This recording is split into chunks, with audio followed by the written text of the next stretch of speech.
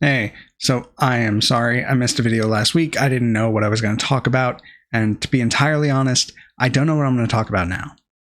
I think the last video should have been movies. This one I think will be politics, but we'll see where it takes us. I think one of the funniest things, one of the things that I always found peculiar about Trump's first term is that one of the few good things he did was Operation Warp Speed.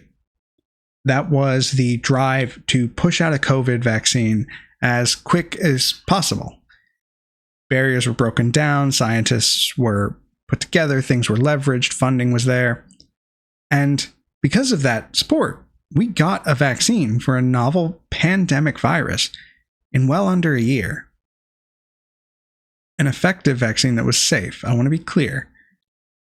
And so, in my mind, that's one of his, if not his only, I guess the First Step Act is there too, but it's the good thing he did. But there came a time when he was on the campaign trail and he brought up Operation Warp Speed. He brought up how he had rolled out the vaccine. And do you know what he got? He got fucking booed. He got booed by his audience for bringing up the fact that he helped make the vaccine. And that's because he and the people who operate around him had done a pretty thorough job of poisoning his base in regards to the vaccine. I mean, he's been poisoning his base in regards to everything, but they've done a really good job in poisoning it to the vaccine. And when that happened once, he backed off. He said, I'm going to just leave that out. I'm just going to not talk about it. It was a thing I did, but my base doesn't like it, and I'm not going to push back, so we're going to let that stand. I think that's particularly craven, and I think it's particularly sociopathic to know that the vaccine works, to have provide it, but then to not fight for it. So that your people will not get it. So more people will die, more people will be hospitalized, more people will suffer long-term consequences of a disease for which we have a vaccine. And he let that happen. He backed away because he's a fucking coward. I mean, we know this. I mean, TACO's an acronym about him for a reason. And when confronted with the booing of his base one time at a rally, he backed off of a thing that could have saved their lives. I mean, I want to say just outright, that's sociopathic. That's very, very bad. And I bring all of that up because we are currently seeing the only other time his base is hard turned on him. You could say maybe when we bombed Iran, but I don't think they did. I think they were very much primed to, so long as there were not boots on the ground, it wasn't really anything, and we could ignore it. Although they will say Biden had wars where we also didn't have boots on the ground. As a matter of fact, they blame Ukraine on Biden, even though we never had personnel there in any form. We didn't bomb shit. We sent them supplies. And we sanctioned Russia, but we took no direct action. And so, when you consider that, it's kind of disingenuous. But we are currently in the midst of something that his base does seem to have some pushback on. And what we're seeing this time is that he's not backing off. So, obviously, we're talking about the Epstein drama, and I will be the first to admit I have not dug deep into that. I know all of the surface level thinking around it. Do I think there's just like a client list that says Epstein's sexual abuser list? No. Do I think there are documents that have people's names listed on them? Probably. Do I think there's direct evidence? Could be. Sorry, let me scratch that. Do I think there are documents that have people's names listed on them? Absolutely. Do I think there could be credible evidence of people having done things? Probably.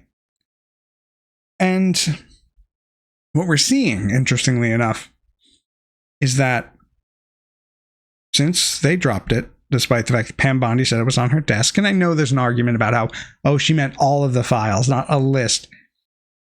Yeah, but I mean, I don't really think we have to be charitable with them because they wouldn't be with us. So I do feel like using this as a wedge is solid. And I will not, I won't condemn anyone who uses this, who uses the plain text of her speech against her and against that movement. But there's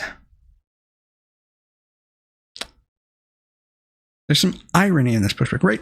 I think if you were paying any attention to Trump first term, you would know that he had a very close association with Jeffrey Epstein. You would know that he was on his flight logs. You would know that there are pictures and videos and interviews, and Epstein said he was his best friend for over a decade. And you would know all of this. And so the claim that he would release the Epstein files was always dubious, with an amount of generosity he doesn't deserve. But when they 86'd it, his base was not happy. And what I expected right out of the gate was that Bondi would be going under the bus. I thought to myself, his usual MO is that in these circumstances, he tosses someone under the bus. It's what he always does. He won't ever take the fall or take the blame or take a stand unless it is to throw someone else under the bus. But that's not what he did. He pushed back against his own base. At this point, he's called them stupid, called them fake Republicans, he's called them fake MAGA. He has pushed back multiple times. And I think that's pretty fucking telling, because when he was speaking the truth about Project Warp Speed, about the vaccine, he got pushback. And he didn't like the booze, and so he stopped. This time, when he's saying, I'm not in the Epstein files and Democrats made them, even though I was in the White House when Epstein was arrested the second time and when he died in custody, that was me and my Justice Department. But Democrats made those, and there's lots of lies in there and everything's phony. And even though he says all of that, he's not backing away from this one. He's actually pushing back. Now, if he's not in the files, releasing them is the obvious thing to do. Obviously, you would take out anything identifying of the victims, but you would generally release most of the files, and mostly in an unredacted form. If you didn't want to do that, you would throw Bondi under the bus and then say that something had happened with the files. But he's not doing that. He's trying to push back to make his base behave like the good little children they've always been. And he's even gone so far as to personally contact the podcasters and the media figures and tell them, hey, knock it out, we're done here. And of course, because they have no spines or convictions or morals or taste or decency, or I guess I could keep going, but because they have nothing good about them, they of course backed down immediately and said, hey, we're done. I trust the government, which is a pretty big turn. And so you gotta wonder how much this will damage him. But I think it's a good case study, because what happens here does inform us about the amount of control he has over his base. Because we've only had one time they've substantively disagreed. And in that instance, he did not try to push them. In that instance, he got pushed. So it'll be interesting to see what happens when he keeps trying to push, and if he can make his base stop. And I think it's important because it's going to inform the limits of his authority with them. Because I think it's going to mean more information, which is good to have. I think right now, Democrats are doing a good job in terms of pushing the issue. They're using it as a wedge, and it should be used as a wedge. You should absolutely be using it to push back against them. I think truly there are no bounds in terms of rhetoric that you should feel the need to follow in regards to him and his base. I think every trick, every tip, every fucking strategy is on the table. And I think you do whatever you have to in order to try and break this stranglehold. I think anything else is irresponsible. I think anything else is negligent. Listen, I want to be clear about something because I feel like it's come up a few times outside of sort of my videos, but I've seen it generally. And that there's a bit of a wishy-washy nature around rhetoric and tone and policing of our own tone and our own rhetoric. And I do think we shouldn't do that. I do think at this point, we are at a stage where it's important to try everything and see what works. I think we are at a stage where people generally, with the extremely low approval rating of the Democratic Party, where people want some fight. They want something different than what we've done. We don't want Chuck Schumer doing a fucking letter. We don't want him chanting or even generally near a fucking camera unless it's on the floor of the Senate. We don't want any of the old guard doing anything because we feel generally that they led us here.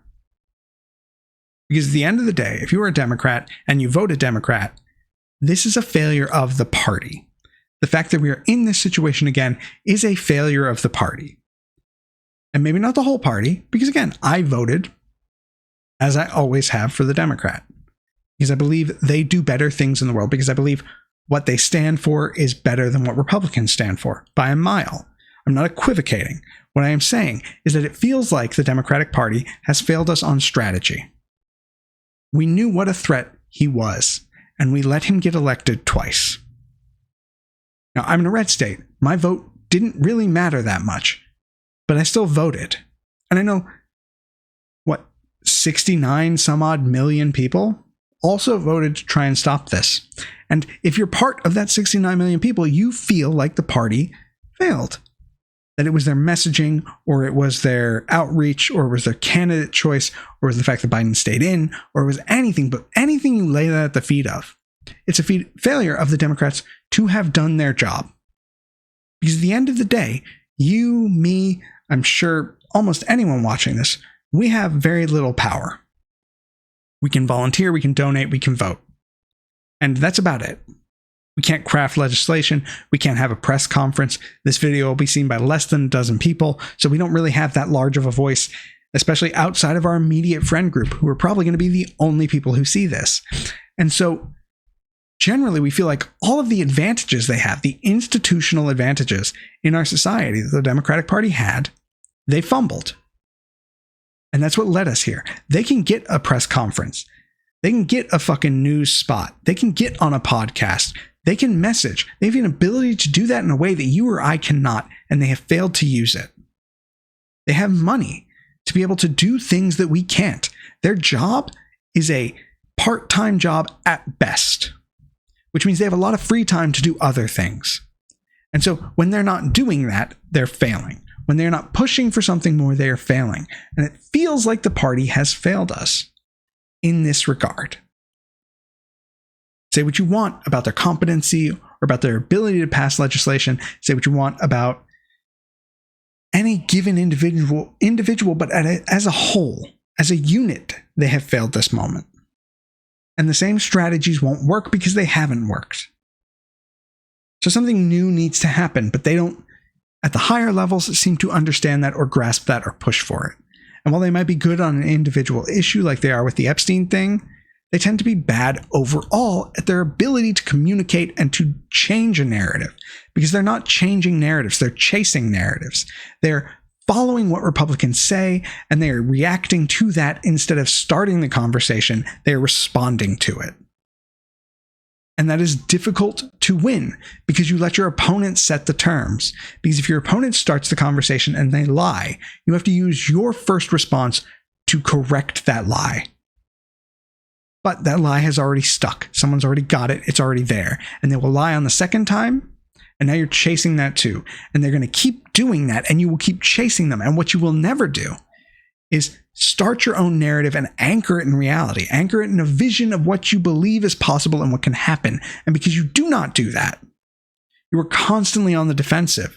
You were constantly spending all of your time in front of the media and all of your money correcting what they're saying. And the correction never holds the same weight. And the problem is we follow that, but we shouldn't. You need to set the tone. You need to be the one who starts the conversation and make them follow you. You need to be ruthless and you need to be cunning. You need to be wise about how you communicate and where you communicate. You need to be wise about how you spend your time and your money. And that's what the party has to be doing. And so it's okay to right now say, hey, I feel like the party has failed me. Because they have. Because at the end of the day, voters can only do so much.